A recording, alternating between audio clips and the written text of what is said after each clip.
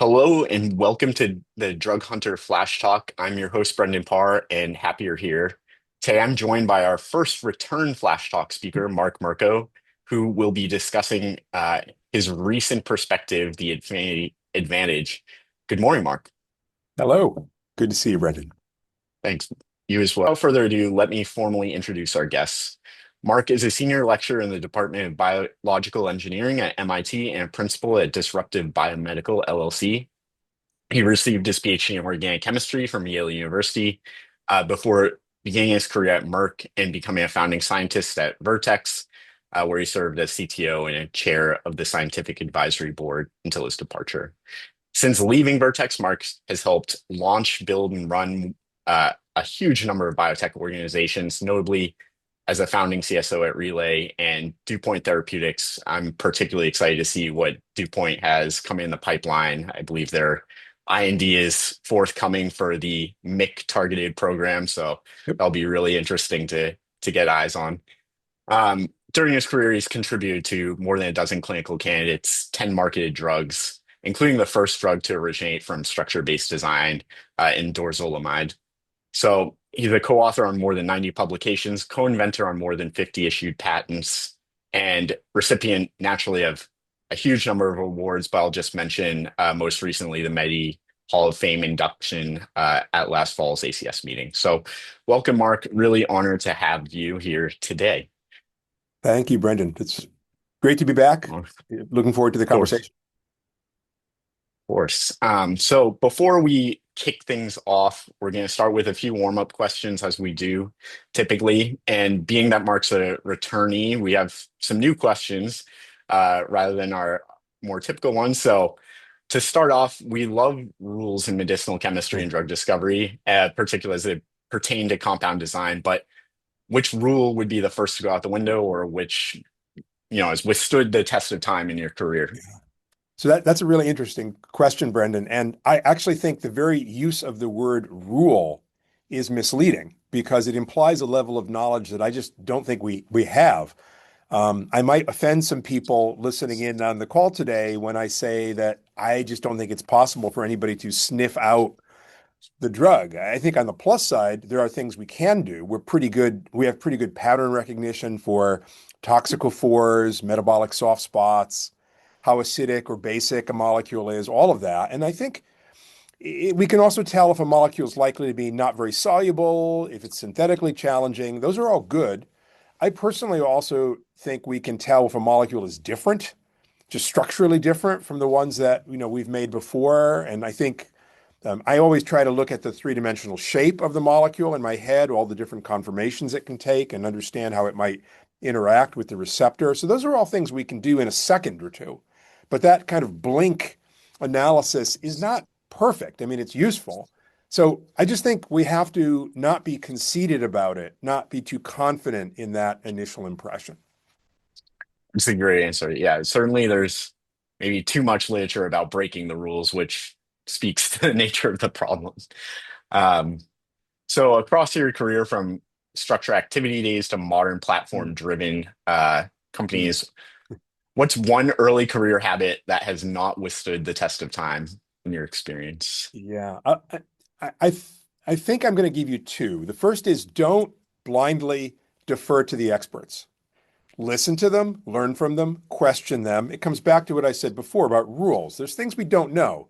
So the experts have much to teach us, but it's not the case that the experts are always right. So listen and pay attention, but question.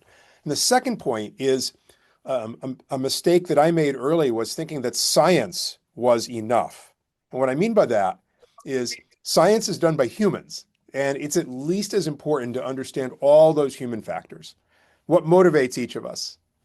How much time do you really have on the project before your boss is going to come into your office and say, I need the drug candidate now? Do you have the resources? Do you have the right people? Does everybody on the team define success the same way? These kind of personal challenges I have found make such a huge difference in the success of a team. That's a yeah, really thoughtful answer. Thank you. So, your perspective on what makes a great medicinal chemist made waves in the community, and what separates a technically strong medicinal chemist from a truly great one when projects hit a wall, whether that's Yeah. ambiguous, conflicting data or, say, unexpected PK data as you might encounter. Yeah, this is a very big topic. Obviously, I keep thinking about this. I think I went back and I reread it recently. I think the JMed Chem paper is still pretty relevant. I think it's a useful read, especially for somebody early in their career. So I hope everybody reads it and passes it along to the next generation. And actually, I'm working on a sequel to that paper right now, which I think could be also interesting. But to try to answer your very big question, I think very briefly, when I see project teams struggle, there's a number of things that successful teams will do. They make decisions as best they can without getting paralyzed. They evolve their target project profile, right? They keep evolving it based on the new information. They always have a second lead series. They're always open to doing things differently, new technology, process, adding people to the team, whatever is needed. They deeply question the assays they're running, the mechanism of action, everything they're doing. They're constantly, re-questioning it. And then I guess the last thing is they stay optimistic. And this may seem squishy, but I think teams that run into challenges, the successful teams, they don't become dictatorships. It's still a collaborative process. It's still joyful. It's still fun. Successful teams manage to not go dark. That's a great answer. I suspect it resonates with a few folks in the audience at very least. I bet it does. Uh, I see some hearts. yeah, absolutely. But So just to, yeah, it's so true, right? So these talks are fantastic because people are sharing what they know and their technical knowledge, and we need that. Absolutely essential. But we also have to remember this is a human enterprise. And if we forget that, we always lose. yeah, certainly like in the very cheesy sense, just know, remember those projects where you work with a good and fun team and you enjoy going to the design meetings or just Absolutely. debating things. Yep. Um, so having witnessed the impact of computation and drug discovery, where do you expect AI to meaningfully augment the Yeah. effectiveness of discovery teams or medicinal chemists specifically? Yeah. A big question evolving very rapidly. I try not to call it AI, actually, because Sure, I don't know ML, what perhaps. AI means.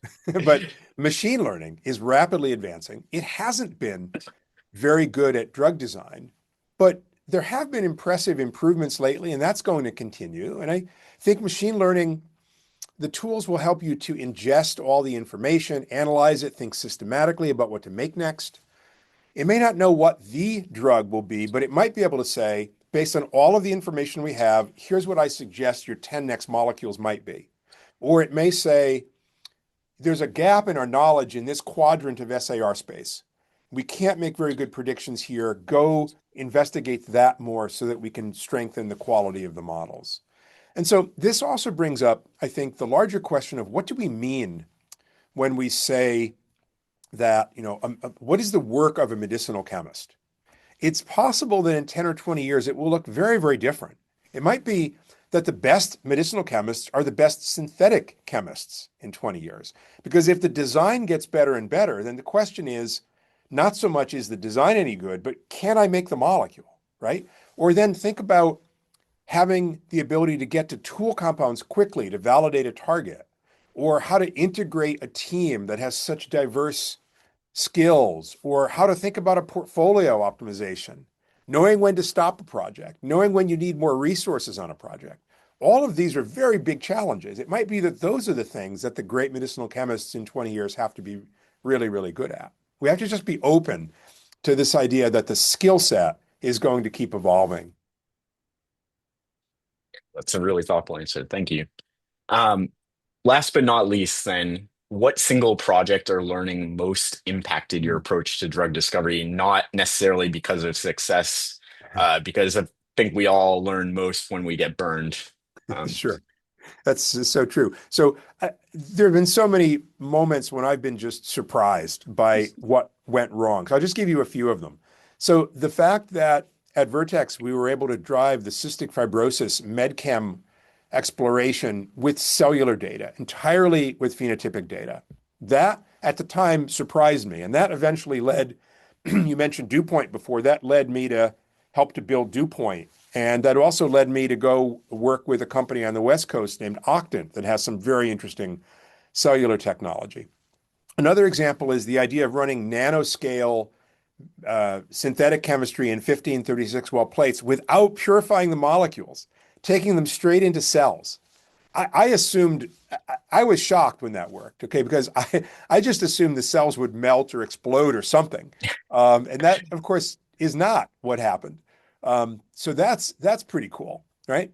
And then I've already mentioned, just how important um, uh, thinking about human factors is. The first time I realized that was quite a revelation for me. It surprised me. And then another one was the last one I'll give you is the first day, and I remember this so clearly that I realized that a lot of patents cover 10 to the 20th compounds or 10 to the 40th or more compounds. And yet there are only 100 examples in the patent.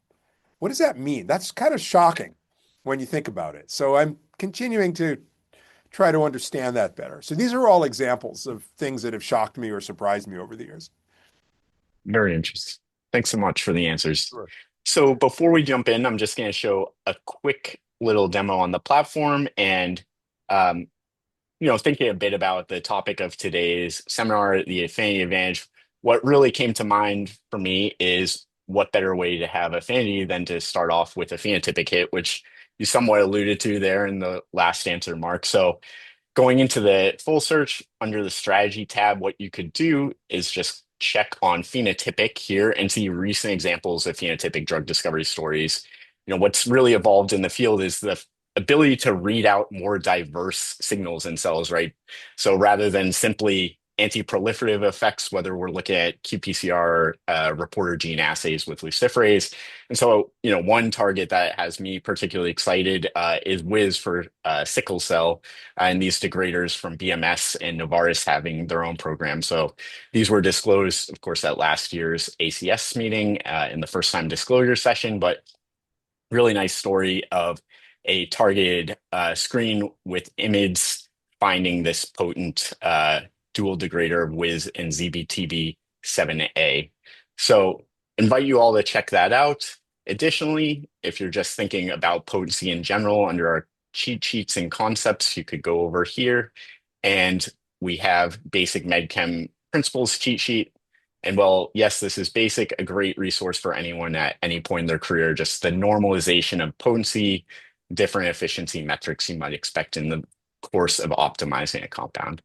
So last but not least, for the flash talks, if you want to go back, Mark's will be linked here. And coming up in a couple of weeks, we have Tristan Marr talking about dose as the ultimate NPO endpoint in discovery. So with that, I'm going to stop sharing, stop talking, and hand it on over to the reason we're all here. So I'll just jump right in. Um, Obviously, I'm glad to be back. And the last time that I spoke in this forum, I was talking about the avoid-ome and the Open AdMet project. I'm pleased to say that's going very well. But today I have a very different topic to discuss. It's something that might be a little controversial, but I certainly hope it will be interesting to everybody. I want to address how we all think about affinity as part of our drug discovery strategy. And of course, I'm only speaking for myself today, just to be clear about that. And when I started my career at Merck, it was drummed into my head from day one that potency is the easy part. Now, I'm sure many of you have had similar experiences. And this quote from Ralph Hirschman is typical. And believe me, I am not dissing Ralph. He was truly amazing, one of the most successful drug hunters in history. And the sentiment seemed largely correct. There were an awful lot of projects that I was watching at Merck that followed this pattern where a team would quickly get to nanomolar potency, inhibitors or antagonists, and then spend years trying to optimize all the other properties. But I wondered, why was nanomolar potency the goal? And was that good enough? Because collectively, we were not, as a global medchem community, we were not at that time producing very many great new medicines every year. Was the problem entirely because we couldn't optimize all the other properties, it seemed to me like different projects had different kinds of challenges. So on the left here, many projects were like what I've just described, where potency is easy seemed correct. It applied to these traditional sorts of projects, but there were others, like in the middle, where we struggled to get potent compounds, and sometimes we might not even find chemical matter at all. And then on the right, there were a bunch of projects that nobody would ever work on because they thought they were impossible. So clearly, even at the beginning of my career, I could see that the statement potency is easy, it's true for the traditional programs on the left, but it's not always true. So I've always been skeptical about this idea that finding activity is easy. And as a consequence, especially over the last decade, I've been gradually moving towards the view that none of us is paying enough attention to affinity. And today is the first time I'm speaking on this topic. There's a companion paper that came out in JMed Chem online about a month ago. And there's also a version on preprint.org. And the paper goes into much more detail than I can today. But my goal now is to present the meat of the argument and to see whether you'll agree with me. And I'm going to go through this in some detail. It may even seem a little obvious and boring to the more experienced folks on the call, but I want to go through this very systematically and make the case for why I think affinity is so important. And I also want to take a second to thank the reviewers of the JMed Chem paper. They raised quite a few excellent points, and that got me thinking again about the whole topic. And I tried very hard to address their points, and I think they made the paper much, much better. So I would thank those reviewers if I knew who they were. So I start from the obvious fact that any drug is a result of interactions that the drug is making with one or more biomolecules. I hope that's obvious. So optimizing these interactions, including eliminating the undesirable ones, right? I think that would be of enormous benefit. And of course, it depends on the mechanism of action, what you mean by optimal, because optimal affinity is not necessarily maximal affinity. For simple cases like enzyme inhibitors, receptor antagonists, it usually is. But the simple point is that maximal is not always the best. So just keep that in mind. I'm talking about optimal affinity. And I'm embarrassed to even have to make this next point. Of course, affinity is not all that matters. But anything a drug does starts with affinity because the drug must first have sufficient intermolecular interactions to enable the desired pharmacological response. So let's define some terms. Affinity is how tightly the drug binds to its target. Potency is how much of the drug is needed to produce a given effect. So moving the curve to the left is good. That indicates a reduction in EC50. And on the right, efficacy is the maximal effect that can be achieved at a given concentration. So higher is better. The red curve is a drug that has a higher efficacy, a higher Emax. Now, there does not have to be a simple connection between affinity, potency, and efficacy.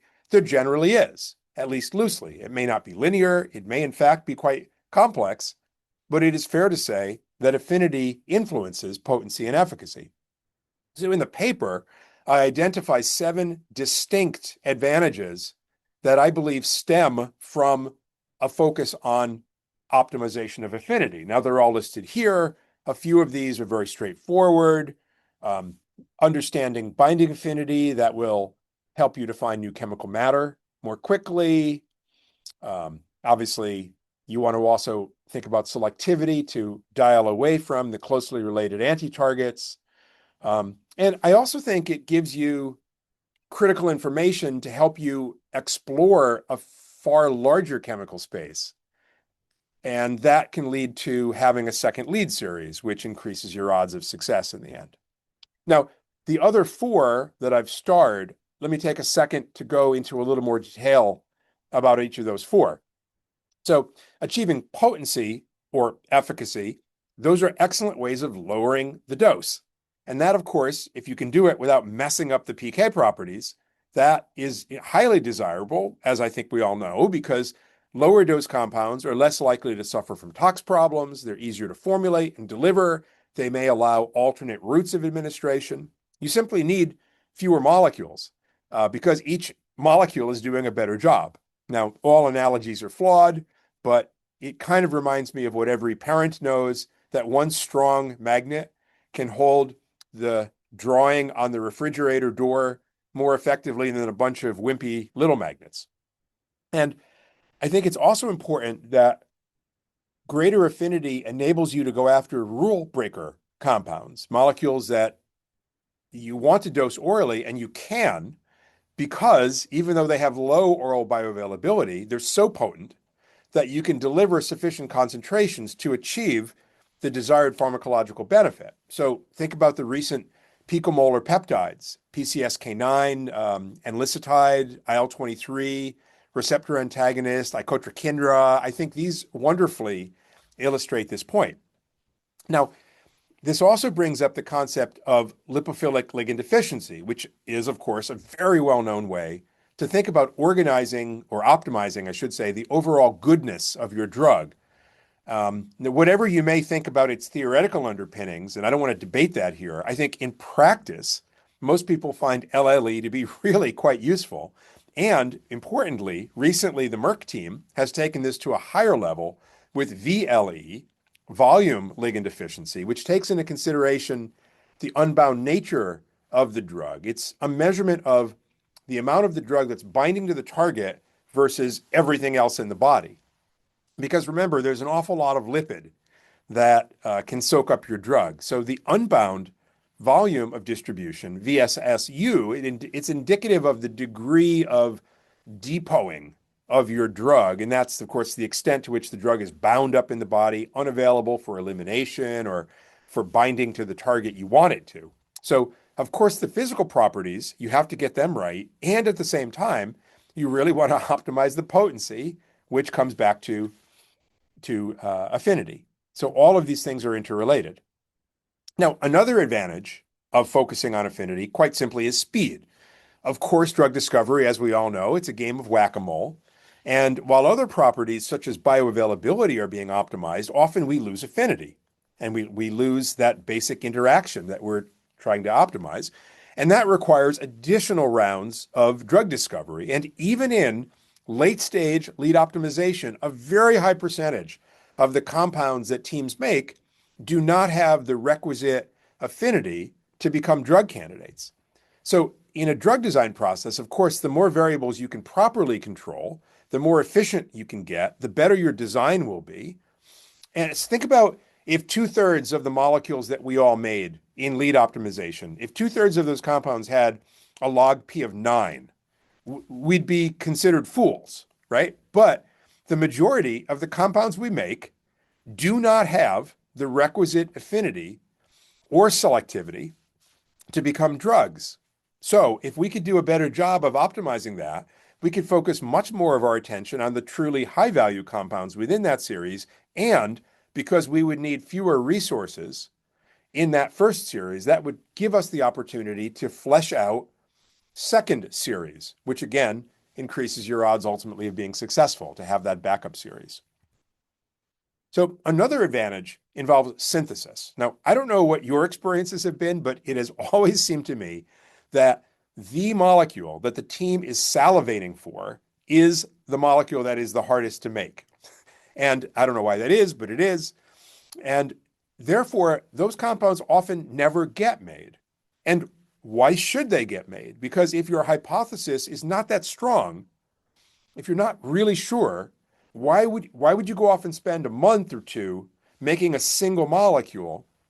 So the deeper understanding of affinity, as well as other properties, gives you more confidence. If you're more confident in your predictions, you have a map you can trust, you know which way to go, even if the route is hard. And so you'll be more deeply motivated to get those hard compounds made. And in the best case, this could even enable the synthesis of a drug, which you otherwise would miss. And, this also brings up the point that there is such artistry, such deep craft in improved synthetic methods. And that's why, we need more Dave McMillans and Phil Borans in the world. As I said before, in the answer to the questions before the talk, it could be that the ability to make molecules is actually the differentiating skill or one of the differentiating skills in the future.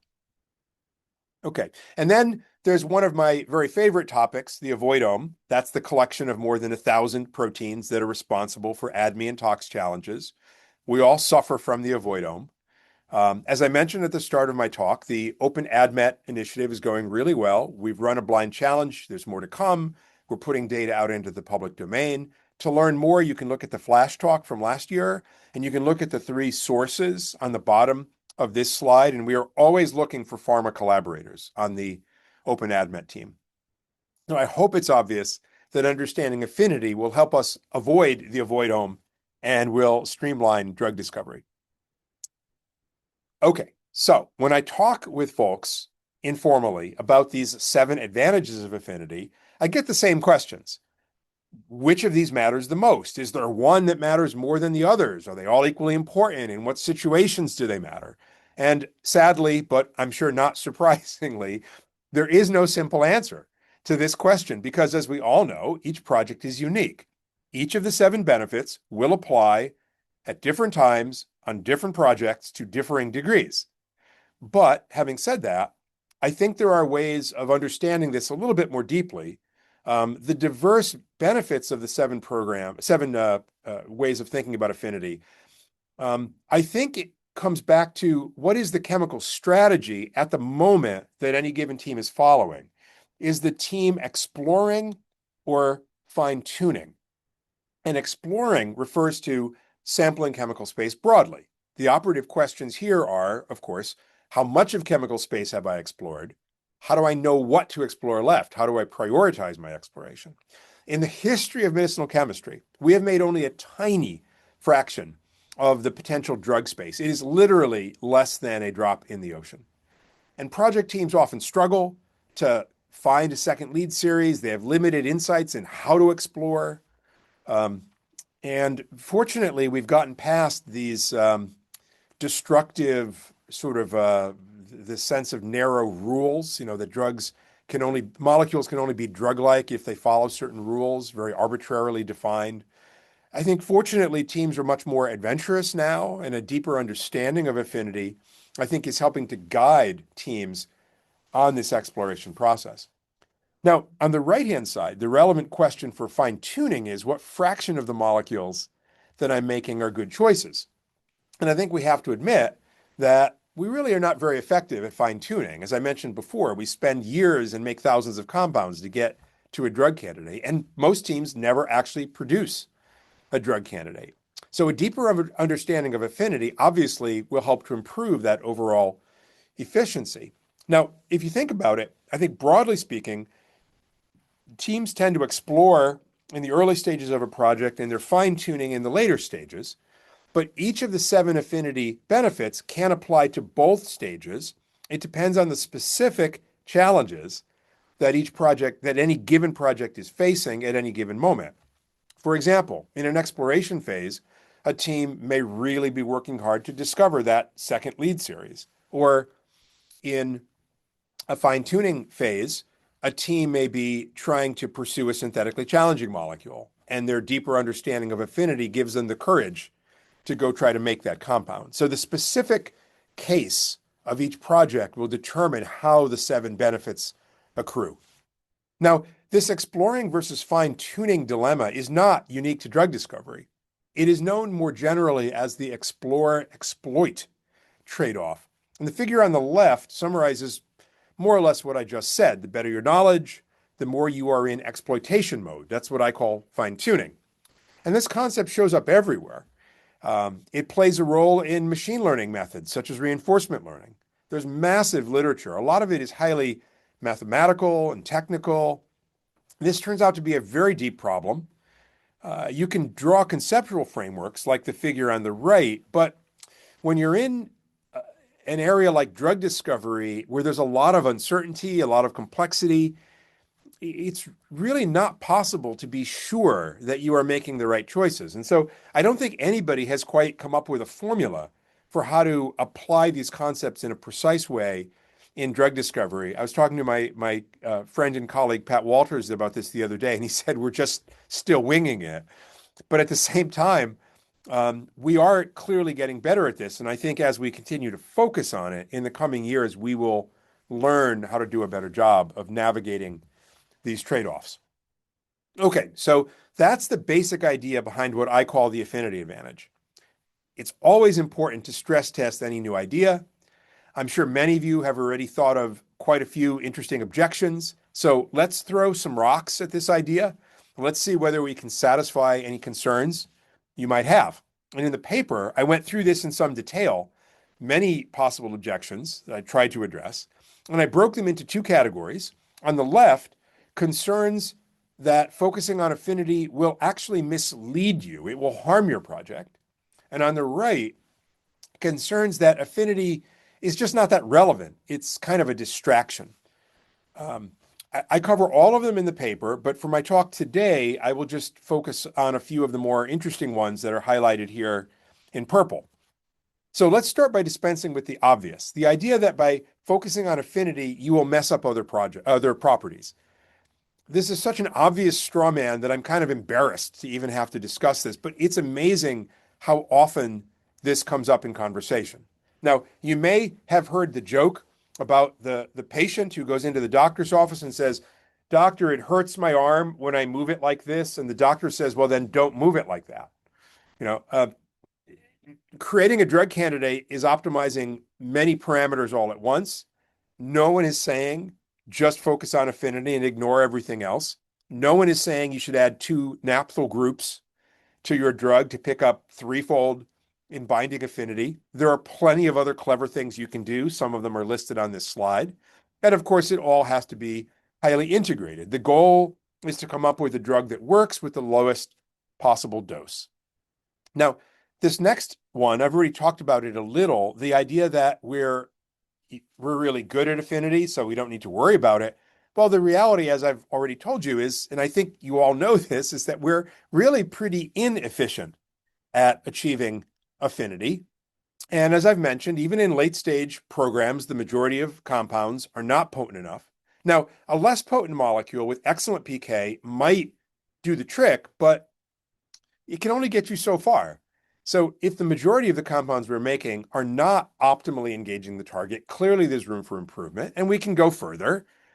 Why do teams stop worrying about affinity when they get to single-digit nanomolar? That seems like an arbitrary mental block. And so just to push on this point a little further, think about how hard we all work to try to get maybe a tenfold improvement in bioavailability, and the y-axis is a log scale.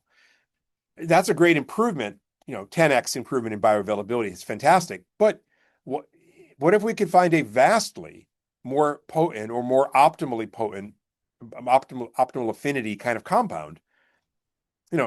There's nothing that says we can't get 1,000-fold improvement there. Now, achieving that is not simple, but neither is it easy, as we all know, to optimize the bioavailability. So all I'm asking is, why do we focus in late lead opt? Why do we focus nearly all of our attention on the one property and practically none of our attention in making further improvements in the other property? It just seems like a bit of a mismatch in the potential benefit that we could achieve from the two things. Now, moving on, another objection I've heard is that we should pay much more attention not to affinity, but to cellular potency. And of course, I agree. Functional readouts are what we want. They pertaining to potency or efficacy, they're essential, no argument. But the key point is there's a connection between affinity, potency, and efficacy. And that in itself is enough of a reason to focus on affinity. But the importance of affinity goes further, because when we're dealing with complex mechanisms of action, such as heterobifunctional drugs, in those cases, you really have to work pretty hard to understand what you mean by optimal, to get the best functional effects from your drugs. And so by saying we should only think about the output, the cellular potency that we achieve, that's ignoring the importance of understanding all the ways that intermolecular interactions, broadly defined, are contributing to achieving that goal. So I think it's a mistake to throw all that out. Now, let's talk about target validation for a second. Some people say, why are you bothering me with this chemistry stuff? The problem is we pick the wrong targets all the time. Well, to me, there's a very clear link to affinity because tool compounds are essential for proper target validation, far more valuable than genetics. So, affinity enables the creation of, with more speed and confidence, the creation of these kinds of tool compounds. It's like the servants, baking the cakes and bringing them out to the guests at the wedding reception. And this is a valuable service. Chemists should be proud of playing a supporting role like this. And the better we understand binding, the more effectively we can develop these tool compounds and have a dramatic effect on target validation and increasing our overall R&D probability of success. Now, another popular objection is often phrased as, again, why are you wasting my time? The thing that kills my program is toxicology, and that's not a potency problem. But this is, again, wrong on so many levels. The tox may stem from hitting a closely related target, like you're going after kinase number 1, but you're accidentally hitting kinases numbers 2 and 3.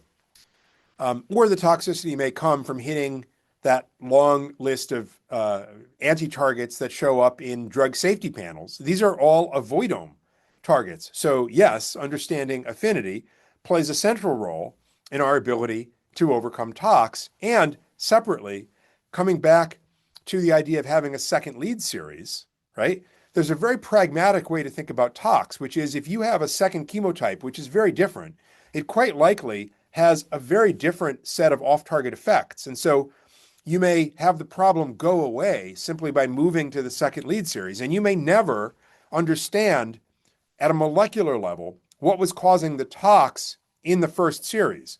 All you care about is that when you switch to the second series, the tox went away. So affinity that helps you get that second series can solve your tox problem for you. Okay, so now we come to novel drug modalities. And this is perhaps the most complex topic to cover today. I've already mentioned it briefly. Anyone who has worked on novel modalities, heterofunctionals, glues, PROTACs, whatever, you know that determining optimal efficacy is very complicated. For degraders, a reasonable view is that you want the highest concentration of the productive ternary complex, not one of the many unproductive ternary complexes. The productive complex is the one which is able to ubiquinate your protein of interest, but achieving that productive ternary complex, that depends on many factors, not just how tightly your drug binds to the E3 ligase or to the target of interest. These three-body problems are really challenging. I still like, it's listed here on the slide, I like the 2013 JAX paper from David Spiegel, which explores the mathematical relationships that are operative in three-body problems. And the figure here is taken from a 2022 review article that lists out all of these different challenges that complicate proximity enhancing drugs. And likewise, it's not limited to heterobifunctionals, irreversibles, slow off-rate compounds. These are not necessarily, the best drugs are not necessarily the ones that bind the most tightly. Or think about agonists. An agonist always involves protein motion, conformational change. It's not just about binding affinity. So think about the literature on really challenging targets, like p53, which requires a corrector of sorts, or MYC or beta-catenin, where you're trying to disrupt the incredibly complex process inside the cell of transcription, right? These very difficult problems, you will find examples in the literature of molecules which engage these targets, and yet they have no functional effect. And so clearly it's more than just the binding that matters. We know this.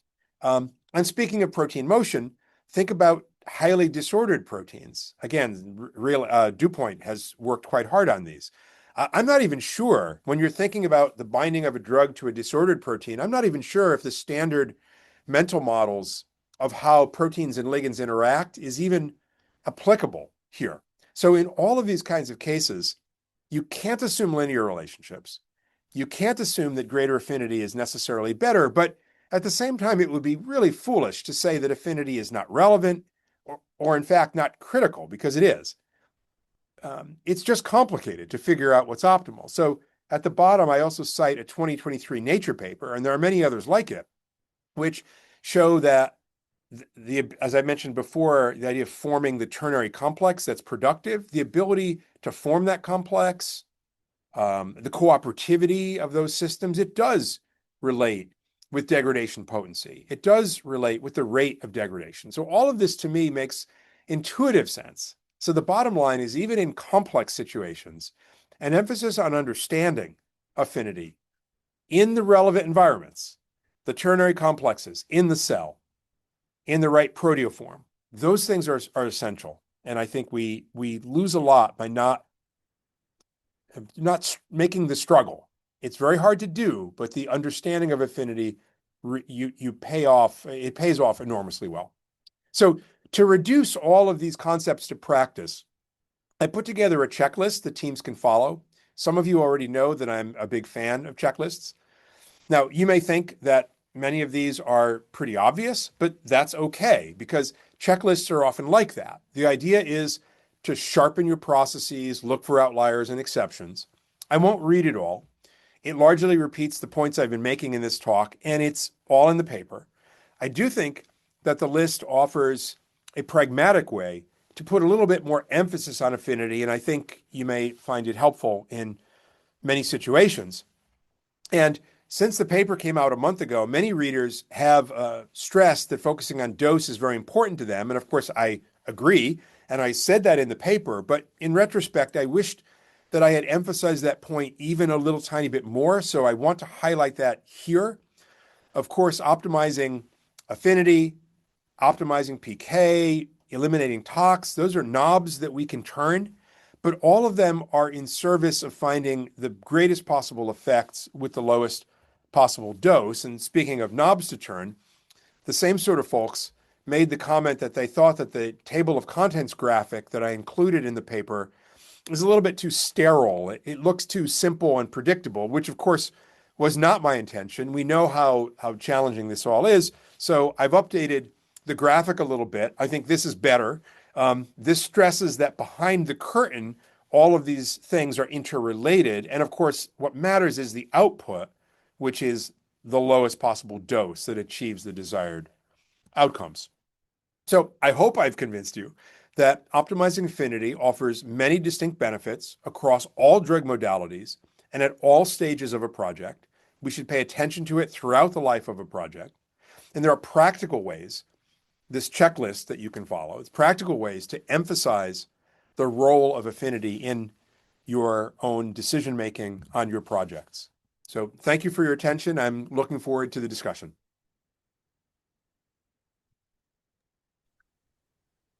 Really great. I think thought-provoking as expected seminar, Mark. Really appreciate your time sharing these insights with us. Already have a few questions in the chat, all I think good, fun to debate style questions. So maybe we'll just jump right into it if you're ready. Um, Sure. the first is says amazing talk. Could focusing on affinity also rely not only on thermodynamic values, but also on improving the kinetic aspects of binding, for example, residence time on target? Absolutely. And I did mention that, but probably not as much as I should have, because there is an encounter complex which leads you to the kinetic properties of your drug. The kinetics are all related again to the way that molecules come together. And that, of course, is also related to affinity. We see this, all of us see this all the time when we're trying to design, for example, covalent drugs, and we're looking at we've got the acrylamide or what have you that's, interacting with the cysteine, and we see that some do a better job of others because that encounter complex either can or can't form effectively. And so that in turn leads to the kinetics of that process. So yes. Absolutely. Thanks. Um, Next one is, do you think affinity can overcome high plasma protein binding, low free fraction effectively? I think does having high affinity break the free drug hypothesis maybe? Should these parameters be optimized independently? Well, I think that, as I said before, if you can lower the dose, right? If you have enough, if you're efficient enough in the way you're interacting with your target, you bring the dose down. So just the sheer amount of material you need is reduced to achieve the pharmacological effect you're desiring, and that helps to overcome those other problems. So I don't want to make it sound like we should ignore those things because of, as I tried to say, it all matters. It's all important. Really, what I'm saying is I think we need to shift the needle from, 90% focused on affinity to maybe, 50, 60%. And we should be spending more time thinking about how we can use affinity as a way of increasing the effectiveness of our molecules, lower the dose, and that makes all of these other problems more manageable. Yeah, I think that's a great answer. I mean, dovetailing with the first question, right? Like residence time translates typically to target mediated drug disposition, which means the free drug hypothesis does start to break down. Yes. Localization of the target, if it's in the membrane, then having high local membrane affinity can affect things as well. So as you've said throughout, it's nuanced, and it's the importance of considering all these aspects, I think, I, together. I think that's right. So another way to think about it is the slide that I had that had the 10x versus 1000x. So I think another way to think about it is to say if on your project right now you have a 2 nanomolar inhibitor and you're trying to optimize its properties, do you think your life would get easier or harder if you had a 2 picomolar compound? I mean that's the other way to say it, right? Yeah, Maybe I should have absolutely. maybe I should have said that in the first place. No, no, I think there's no right or wrong, as with a lot of this. And that actually then very much lends into the next question I'm seeing here, which says, what fraction of binding sites do you think support picomolar small molecule ligands? Perhaps optimization beyond nanomolar just isn't possible for many or most targets. I, I think you kind of spoke to this in a few different ways in that you need the affinity you need, right? And aficamten's a great example, the cardiac myosin inhibitor, where Yes, they specifically wanted micromolar affinity to avoid on-target toxicity. Um, but exactly. yeah, sorry, perhaps you have some more experienced thoughts here. No, no, what you just said is a really good reminder that sometimes the optimal affinity is less affinity, to get around other problems. That's a very, very good point. So I'm glad you raised that specific example. I think I've almost always been shocked at how you can find allosteric sites. This is a lot of the work at Relay, for example, involved the discovery of has it involved and continues to involve the discovery of allosteric sites, which can be incredibly helpful. So I don't know. I mean, we used to talk about plastic targets, Teflon targets, dinner plates. There's no pocket. I know there are harder and easier targets. I don't know at the end of the day that there'll be a lot of targets that are unapproachable. I think that there will be ways of finding cryptic pockets, allosteric pockets, and I also think we're getting better and better at designing large molecules.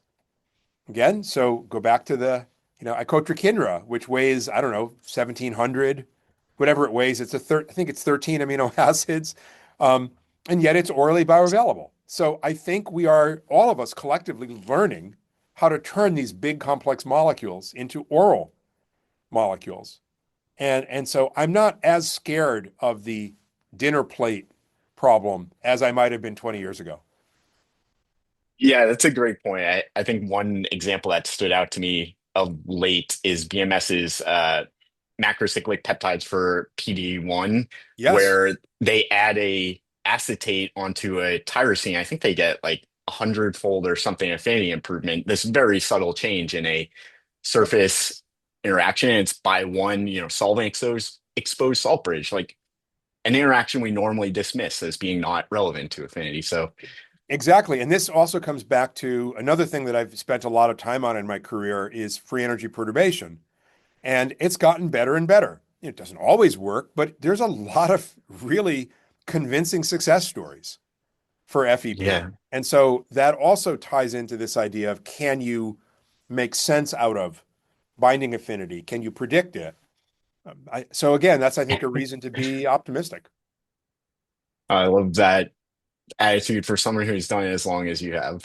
Um, So Yoshi asked, in his experience, most med chemists love to optimize potency above all else, and that's why rules for drugs were published so that we don't simply focus on the potency to keep the eye on the prize, I guess. Mhm. So what prompted you to write the manuscript? Were there med chemists you worked with that somehow said potency is not important, or yeah, maybe you can provide a little more of the Sure. historical context Well, there. I actually have never, I don't know his background, Yoshi's background, but I have never met that chemist, actually.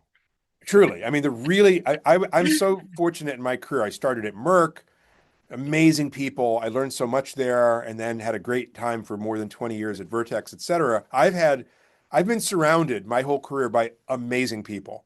So I have never met that medicinal chemist who says, oh, potency is all I'm going to think about. So the reason I wrote this article, it's because it's all of the objections in the paper are the reasons why I think people tend to not put as much attention on affinity as I think they should. And so the idea is simply, like I said, it's to kind of reshift the focus a little bit to get us thinking about the benefits of putting more effort on optimizing affinity rather than only thinking about the PK problem. So the avoid-ome, the other thing I put a lot of time into these days, the Open AdMet project, that's also closely related to affinity because that's all about understanding the intermolecular interactions you're making with the anti-targets. And so that also will help us with ADME and tox, you see? So it's about affinity, but it's about affinity in the service of helping us to solve our ADME tox problems. So all of these things are just so intricately interrelated, you know? Yeah, that's a great, I think, view on it. Certainly what I recall, early in my career was that the first thing you do out of an HTS is look at the raw hit properties, the ugly molecules, and can think about the number of what would appear to be false positives from an HTS that have led to fairly structurally related drugs, including some of the first CFTR uh, correctors, right? It's one of those things where I think some of the biases around safety and PK related attrition have, created an overreaction or a loss of balance. And Yeah. as we were talking about before, but Mhm. um, yeah, I've had the similar experience of you where uh, potency and affinity were taken for granted or at least put at the very bottom of the list and not on the same Mhm. playing field myself. Yep. Um, Yep. Exactly. but good to see different organizations are also thinking differently based on Yoshi's experience. Yeah. Um, this is sort of an interesting question from Brian.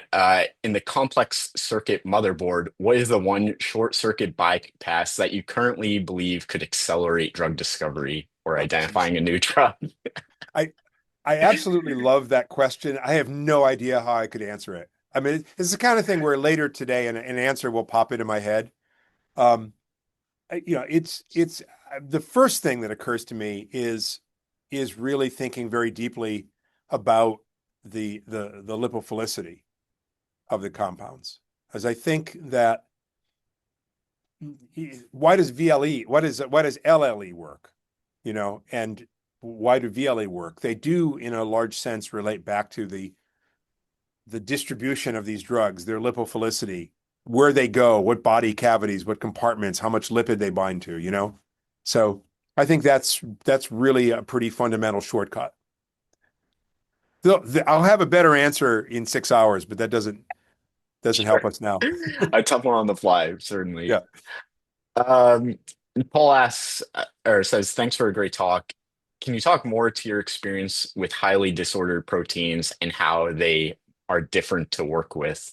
Yeah, certainly interesting to see the first two clinical programs from DuPont being intrinsically disordered protein Yeah. targets. And there's a third now, actually. So DuPont has three drug Oh, candidates. right. Yeah, Are and one for ALS, one is a beta-catenin target, and then the MYC target you mentioned. So, and all of those are homegrown. And I think the challenge is that if you think about what a condensate is, it's typically a micron in diameter So there are about a million actual molecules, proteins, nucleic acids inside of that little 1 micron shell. And there might be 100 different types of proteins represented. And so then you think about a drug, a condensate modifying drug, a CMOD, that goes into that environment. You think about what it's doing, what it's interacting with. And then you think about how the disordered regions of proteins are interacting with each other in the condensate. So you might have a tail, a floppy tail that has a lot of phenylalanines in one protein, another floppy tail that has a lot of arginines in another protein, and the two just kind of interact in a very interesting dynamic sort of way. So what is the optimal way to change the behavior of the condensate? Given that that is the environment that a condensate exhibits. Very dynamic, very complex, dozens and dozens of biochemical processes going on simultaneously. So that's why it's different. So I think that what we need is we need better experimental methods. So I'm starting to work with a group that's doing that. I'm very glad to try to help them if I can, to try to develop better experimental methods for understanding the way small molecules are engaging with disordered proteins. I think that sort of fundamental research is what we need right now. It's great. Thank you for sharing that. I think because we're getting close on time, maybe one last question, which I think is a good closer. Govey says, unless you have a very closed or defined pocket, I suppose, such as a GPCR, maybe agonist binding site, full affinity optimization is very difficult. The latter may have a small binding site with other areas. Solving exposed, how you deal with these situations where properties need to be optimized as opposed to affinity and potency.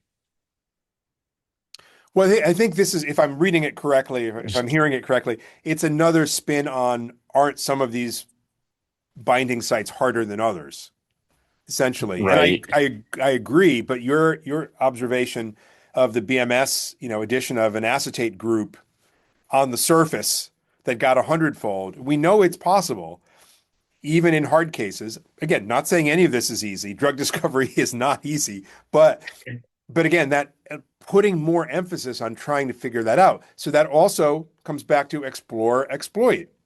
So a trick that I've used, and it's not something I came up with, many other people do this, is if I see a highly complex mobile region on the surface of a protein, and the dynamics suggest the waters are moving around, salt bridges are forming and unforming, et cetera, et cetera. Well, that's a region where it's going to be harder to make predictions. So go explore that region to look for whether you can find the acetate that will suddenly get you the 100-fold. Maybe you can predict it, maybe you can't. So explore, exploit. But it starts with, I think it's important enough to go after it. That's the key, is to say, I wish I had another 100-fold in affinity. And so I'm going to design my experiments to try to get that. And I'll use every available trick. I'll exploit if I think I can, if FEP is working, if I have lots of SAR and crystal structures, I'm in exploit mode. If I don't have that, I'm more in explore mode, but I'm going to make a conscious effort to try to find ways of getting that additional affinity. You see? So it's a mindset difference that enables you to go do the either exploring or exploiting that you need to give yourself at least a chance of finding that increased affinity that will help you lower the dose and make your project succeed. It's a really nice point, I think, to wrap it on, right? And I think it can extend to even the right approach to the target and where we've seen like chemoproteomics having success or switch over to heterobifunctional degraders and things like that. Exactly. Though recognizing easier said on the outside than done in practice on the team. But Mhm. well, with that being at the hour, thanks so much, Mark, for taking the time Of yet course. again to speak to us. I certainly learned a lot, and we all very much appreciate your being here. And so, hope to see everyone next time in 2 weeks for Tristan Mars talk on dose.